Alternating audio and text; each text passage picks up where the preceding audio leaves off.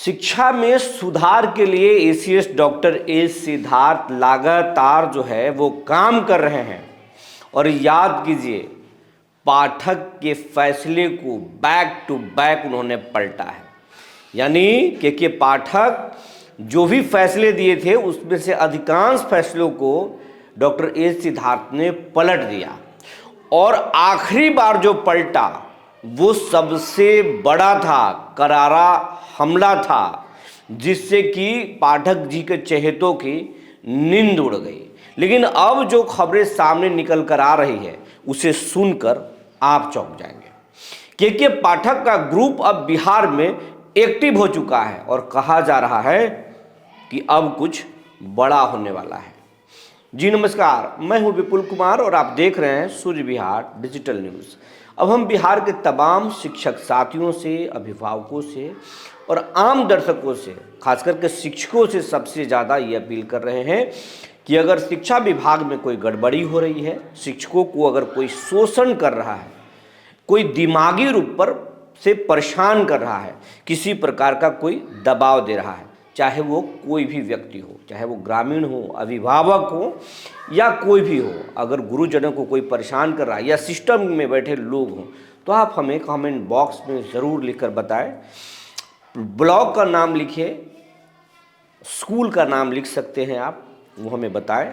हम आपको उस मामले में जानकारी जुटाएंगे, आपकी समस्या को हल करने की कोशिश करेंगे। अगर कोई शिक्षा विभाग के लिए कोई सुझाव है तो भी आप हमें ज़रूर बताएंगे। हम आपकी बात सरकार तक पहुंचाने की कोशिश करेंगे। इसके साथ साथ ये विनम्र अपील आपसे ये है कि आपका हमें खूब प्यार मिल रहा है। इस चैनल पर लाखों की संख्या में आप हमारी खबरों को रोजाना देखते हैं, एक एक वीडियो को आप लाखों की संख्या में देखते हैं। रोजाना इस चैनल को 2 लाख के करीब लोग देखते हैं। ये इस प्यार के लिए हम आपका आभारी हैं, दिल से आभारी हैं। लेकिन एक और अपील करना है कि आपकी संख्या लाखों में है, लेकिन ये चैनल लाख का आंकड़ा भी नहीं पार किया है। हम आपसे चाहेंगे कि इस चैनल को जल्द से जल्द लाख का आंकड़ा पार कराएं, 1 लाख से ज़्यादा इसके सब्सक्राइबर बेस को कराएं। ऐसा अगर आप सहयोग करते हैं तो हमें अच्छा लगेगा, हमारी टीम को ताकत मिलेगी, क्योंकि आपके प्यार से ही हम आगे बढ़ रहे हैं। आप अगर हमें फेसबुक पर देखते हैं तो पेज को फॉलो कर लें। अब खबर आपको विस्तार से बताने जा रहे हैं। डॉक्टर एस सिद्धार्थ पाठक जी के कई फैसलों को पलट चुके हैं शिक्षा विभाग में। उन्होंने कई छुट्टियों को काट दिया था, एस सिद्धार्थ ने छुट्टियों को लौटाया। पाठक जी स्कूलों के टाइम टेबल को ख़राब कर दिए थे, उस फैसले को भी एस सिद्धार्थ ने पलट दिया। पाठक जी बीपीएससी शिक्षकों के लिए सुदूरवर्ती इलाका तय कर दिया था कि अगर आप बीपीएससी शिक्षक बनना चाहते हैं तो आपको दूर में ही पढ़ाना होगा, जंगल में पढ़ाना होगा, पहाड़ में पढ़ाना होगा, जिला मुख्यालय से काफ़ी दूर पढ़ाना होगा। मानो पाठक जी के नज़र में जो बीपीएससी शिक्षक थे वो आर्मी थे, सेना के जवान थे। वो उनका ये सोच था कि ये सेना के लोग हैं और ये कहीं भी जाके पढ़ाएंगे, चाहे वो शिक्षिका क्यों ना हो, वो परिवार क्यों न चलाती हों, या छोटी सी कॉलेज से निकलकर क्यों ना वो तुरंत नौकरी में चली गई हो कोई लड़की और वो शिक्षिका बनी हो। उन तमाम लोगों की असुविधाओं को पाठक जी नहीं देखे, उनको आर्मी की तरह ट्रीट किए और दूर भेज दिया। शिक्षिका 500 किलोमीटर दूर, 400 किलोमीटर दूर नौकरी कर रही है, परिवारों से बिछड़ चुकी है, बीमार हैं तो कोई दवा खिलाने वाला नहीं, अगर घर में कोई परिवार है तो वो घर में जाकर के मिल नहीं सकती। ये स्थिति है। पुरुष बीपीएससी शिक्षकों के साथ भी यही था। लेकिन डॉक्टर ए सिद्धार्थ उन फैसलों को पलटने के लिए सबसे पहले तो नियमावली बदले थे, लेकिन जब उस नियमावली में भी खामी था, शिक्षकों ने उसे चैलेंज किया कोर्ट में। कुटुंबा, नवीनगर और देव के शिक्षकों ने, जो बिहार के औरंगाबाद में पड़ता है, वहाँ के शिक्षकों ने जब चैलेंज किया, वहाँ से सिर्फ स्टे लगा, यानी एक तरह के झटका लगा, तो डॉक्टर ए सिद्धार्थ ने उस नियमावली को रद्द कर दिया। लेकिन बीपीएससी शिक्षकों को राहत देने के लिए तबादला के लिए एक दरवाज़ा खोले, विंडो खोल दिए, जिसके तहत, और वो बीपीएससी शिक्षकों के लिए भी है, वो विशिष्ट शिक्षकों के लिए भी है, नियमित शिक्षकों के लिए भी है। और वैसे में 1,90,000 शिक्षकों ने आवेदन किया है, जिसमें ट्रांसफ़र पोस्टिंग होने वाली है, 31 मार्च तक हो जाएगा, ये हम आपको बता चुके हैं। तो ये तो उन्होंने उस फैसले को भी पलटा। डॉक्टर एस सिद्धार्थ ने पाठक के एक के बाद एक कई फैसलों को पलट कर रख दिया, लेकिन इस बार 2 दिन पहले उन्होंने जो पलटा है वो तो हिला कर रख दिया है। हिलाकर ये रख दिया कि बिहार के जितने डीओ हैं, जिला शिक्षा पदाधिकारी, उनके वित्तीय पावर को उन्होंने खत्म कर दिया। यानी डीओ और डीपीओ के पास अब कोई वित्तीय अधिकार नहीं होगा, यानी उनके इशारे पर मलाई खर्च नहीं होगी, वो बिल भुगतान नहीं वो किसी को चेक नहीं काट सकते, वो कुछ भी नहीं कर सकता अपने स्तर पर, ना टेंडर कर सकते हैं, ना टेंडर को मैनेज कर सकते हैं, कुछ भी नहीं कर सकते हैं। वो सिर्फ कामों के बारे में लिखेंगे, विभाग उसका अप्रूवल देगा, और उसके बाद निगम से, जिस तरीके से स्वास्थ्य विभाग में होता है या जिस तरीके से बाकी जगहों में, विभागों में, कई विभागों में इस तरह की बातें हैं, वैसे वहाँ से निगम से फिर टेंडर निकलेगा और कॉन्ट्रैक्टर उसको काम को करेंगे, यानी उस विभाग के जो वेंडर होंगे वो उस काम को करेंगे। लेकिन इसमें डीओ का कोई रोल नहीं होगा, डीपीओ का कोई रोल नहीं होगा। एक तरह से उनको मलाई से बाहर कर दिया गया। ये बड़ा कदम था। और इससे भी बड़ा ये था कि पाठक जी के कार्यकाल को आप याद कीजिए। पाठक जी अपने कार्यकाल में आउटसोर्सिंग के माध्यम से बड़े पैमाने पर बहाली किए थे। डीपीएम आप याद कर लीजिए, डीपीएम, बीपीएम और डाटा एंट्री ऑपरेटर की खूब बहालियां हुई थी। और बिहार में इतने इन आउटसोर्सिंग एजेंसी इन पैनल हुए थे कि इन पैनल कराने के लिए बड़े बड़े मंत्रियों के पैर भी चल रहे थे।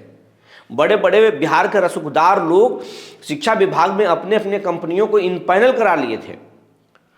कोई मैन पावर सप्लाई कर रहा था, कोई डीपीएम और बीपीएम बहाल कर रहा था, तो कोई डाटा एंट्री ऑपरेटर बहाल कर रहा था, कोई बेंच सप्लाई कर रहा था, तो कोई बिल्डिंग, तो कोई मोटर पंप लगा रहा था। बड़े पैमाने पर आउटसोर्सिंग एजेंसियों के तहत मैन पावर की भी हायरिंग हुई थी और बहुत सारे काम बांटे गए थे, पैसे पानी की तरह बहाए गए थे।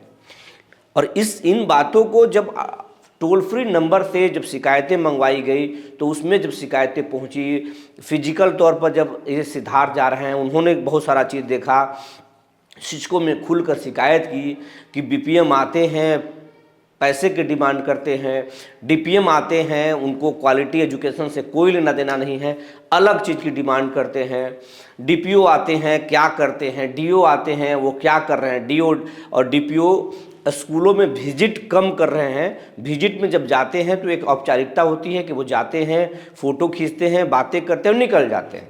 लेकिन असल खेल तो ये है कि डीओ ऑफिस आप चले जाएं बिहार के किसी भी डीओ जिला में, तो आपको वहाँ पर शाम होते होते आपको दर्जनों वहाँ पे ठेकेदार चक्कर काटते नज़र आ जाएंगे। पहले शिक्षक काटते थे, अब शिक्षक की जगह पर ठेकेदार चक्कर काटते हैं।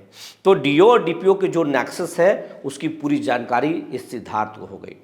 बेतिया में छापा पड़ा, खुलकर मामला आ गया। वैशाली के डीओ के भी शिकायत वहाँ के डीएम कर दिए। तो ये तमाम चीज़ें निकलकर सामने आ रही थी। प्रगति यात्रा के दौरान जब नीतीश कुमार बिहार में घूम रहे हैं, उनके पास भी शिकायतें पहुँच रही है। और ट्रांसफ़र पोस्टिंग की भी बात हो रही है। तो ट्रांसफ़र पोस्टिंग के लिए तो अब समय सीमा नीतीश कुमार ने तय करवा दिया है। इस डॉक्टर एस सिद्धार्थ ने 31 मार्च से पहले सब कुछ तय कर देना है। लेकिन जो आउटसोर्सिंग एजेंसियों से जो बहाल हुए थे मैन पावर, उनकी संविदा को 31 मार्च 2025 तक रद्द करने का आदेश डॉक्टर एस सिद्धार्थ ने दे दिया कि अब इसको रद्द कर दिया जाए। अब 31 मार्च 2025 के बाद कोई भी संविदा कर्मी वहाँ आउटसोर्सिंग एजेंसी से जो बहाल हुए हैं, कोई नहीं नौकरी में रहेंगे, उनका सब संविदा रद्द हो जाएगा। यानी ना डीपीएम बचेंगे, ना बीपीएम बचेंगे, ना डाटा एंट्री ऑपरेटर बचेंगे। और इस आदेश के बाद से बिहार के तमाम आउटसोर्सिंग एजेंसियों में खलबली मच गई, क्योंकि बड़े पैमाने पर बहाली हुई थी। और बहाली में क्या क्या खेल हुआ तो आपको पता है। डीपीएम के लिए भी रेट सेट था, बीपीएम के लिए भी रेट सेट था कि आपका डिग्री ये है तो आप ये उपहार लेके आइए, आपको नौकरी मिल जाएगी।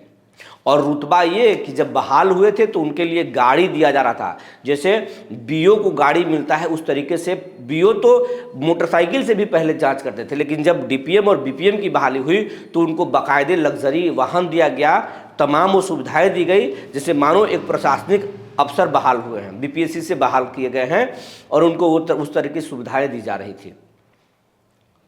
भौकाल पूरा, और ये सब भौकाल हुआ था पाठक जी के वजह से। लेकिन अब उसी पर संकट आ गया है और उन्होंने चिट्ठी पत्र निकाल दिया है कि अब 31 मार्च से कोई संविदा कर्मी वजूद में नहीं रहेगा, उसका पूरा नौकरी समाप्त हो जाएगा। इसके बाद से पाठक जी के गिरोह में हड़कंप मच गया और अब एक पाठक जी का जो गिरोह है, जो समूह है, वो अब एक्टिव हो गया है। अंदर खाने से जो बातें निकलकर सामने आ रही है वो ये आ रही है कि एक मुख्यमंत्री के पास जो है एक लॉबी अब तैयार किया जा रहा है। हालांकि ये मुश्किल है क्योंकि एसीएस डॉक्टर एस सिद्धार्थ मुख्यमंत्री के प्रधान सचिव भी हैं, मुख्यमंत्री के काफ़ी करीबी भी हैं और उनको हटाना बड़ा मुश्किल काम है। लेकिन पाठक जी भी मुख्यमंत्री के चहेते अफसरों में रहे हैं और अब एक प्लानिंग चल रही है कि पाठक जी को फिर से कैसे एक्टिव किया जाए और फिर से कैसे ठीक किया जाए, उनको कैसे लाया जाए शिक्षा विभाग में। वो एक ग्रुप काम कर रहा है और उस ग्रुप में कुछ नीतीश कुमार के नज़दीकी मंत्रियों की भी बातें आ रही है कि मंत्री जी से भी संपर्क किया जा रहा है और एक्टिव किया जा रहा है। दूसरी बात एक और चल रही है कि पाठक जी शिक्षा विभाग में आए या ना आए ये संभव तो है नहीं, बहुत मुश्किल है, लेकिन अब एस सिद्धार्थ को ही मनाया जाए और दबाव देने की कोशिश की जाए। उसमें मीडिया का भी सहयोग लेने की कोशिश हो रही है, होगा, ये प्लानिंग चल रहा है।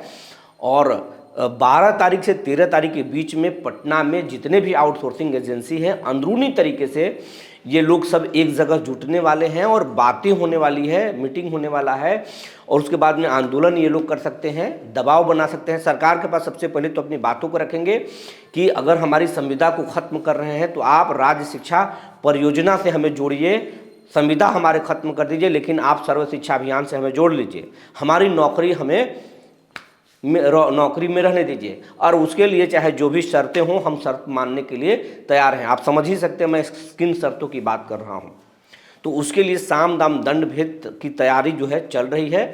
12 से 13 तारीख को पटना में आउटसोर्सिंग एजेंसियों की एक बैठक अंदरूनी तरीके से होने वाली है। जो जानकारी सूर्य बिहार के पास निकल कर आई है, बिहार के तमाम डीपीएम और बीपीएम पटना में आपको मिल सकते हैं, दिखाई दे सकते हैं, या उनका एक समूह जो है वहाँ एक्टिव होगा और ये बातें निकल कर आ रही है। और ये पहले सरकार से संवाद करने की कोशिश करेंगे, एसीएस से संवाद करने की कोशिश करेंगे, बातें इसके लिए मीडिया से भी सहयोग लिया जा सकता है।